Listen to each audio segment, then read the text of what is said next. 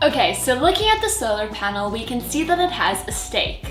The swivel ability gives you the option of moving the panel into the perfect position to capture as much sunlight as possible.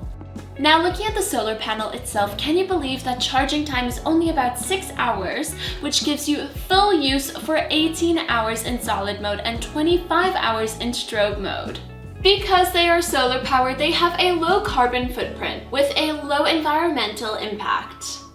The great thing with these lights is if you are hanging solar lights indoors, it can be charged by USB Type-C cable. You can imagine how useful that is on a cloudy day. Now let's look at the bulbs. First off, these are shatterproof. They are durable and also weatherproof, making them perfect for backyard lights, fire pits, swimming pools, camping, RVs, gardens, patios, gazebos, bistros, and so much more.